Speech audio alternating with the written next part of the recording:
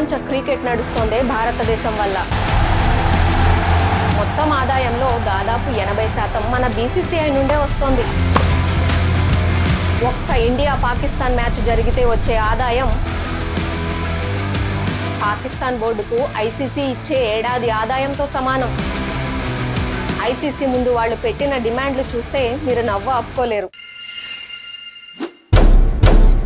ఎందరో బిచ్చగాళ్ళని చూసాం, కానీ పాకిస్తాన్ లాంటి సిగ్గులేని బిచ్చగాళ్ళని ఎక్కడా చూడలేదు. ఒకవైపు అడుక్కోవాలి, మరోవైపు అహంకారం ప్రదర్శించాలి. ఐసీసీ ముందు వాళ్ళు పెట్టిన డిమాండ్లు చూస్తే మీరు నవ్వు ఆపుకోలేరు. ఇటీవల ఐసీసీ అధికారులతో పీసీబీ ఒక సమావేశం నిర్వహించింది. ఆ సమావేశంలో వాళ్ళు కొన్ని విచిత్రమైన డిమాండ్లు పెట్టారు. అవేంటో ఒక్కొక్కటిగా చూద్దాం. మొదటి డిమాండ్, ప్రపంచ క్రికెట్ నడుస్తోందే భారతదేశం వల్ల. మొత్తం ఆదాయంలో దాదాపు 80% మన బీసీసీఐ నుండే వస్తోంది. కానీ పాకిస్తాన్ కి మాత్రం ఆ డబ్బులో ఇంకా ఎక్కువ వాటా కావాలట. భారత్ ఎక్కువ సంపాదిస్తోంది కాబట్టి మాకు ఎక్కువ పంచండి అని అడగడం ఎంత సిగ్గుచేటు. రెండవ డిమాండ్, భారత్ తో ద్వైపాక్షిక సిరీస్లు పునః ప్రారంభించాలని ఐసీసీపై ఒత్తిడి తెస్తున్నారు. అంటే ఒకవైపు మన దేశంలో ఉగ్రవాదాన్ని ప్రోత్సహిస్తారు, మరోవైపు మనతో క్రికెట్ ఆడి డబ్బు సంపాదించుకుంటారు. ముందు ఉగ్రవాదాన్ని ఆపండి, ఆ తర్వాత క్రికెట్ గురించి మాట్లాడొచ్చు అని భారతదేశం ఎప్పుడో చెప్పింది. ఇక మూడవది, వాళ్ళు చేసిన డిమాండ్లలో అత్యంత హాస్యాస్పదమైన డిమాండ్ ఇది. మ్యాచ్ కు ముందు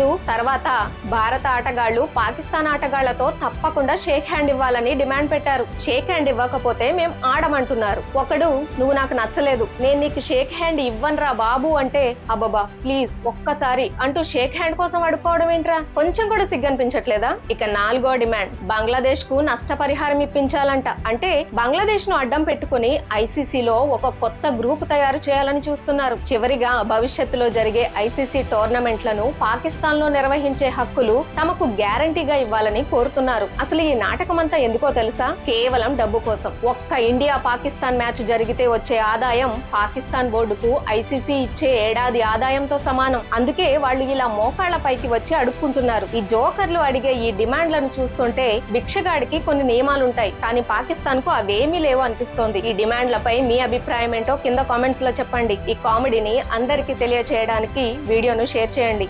జై హింద్.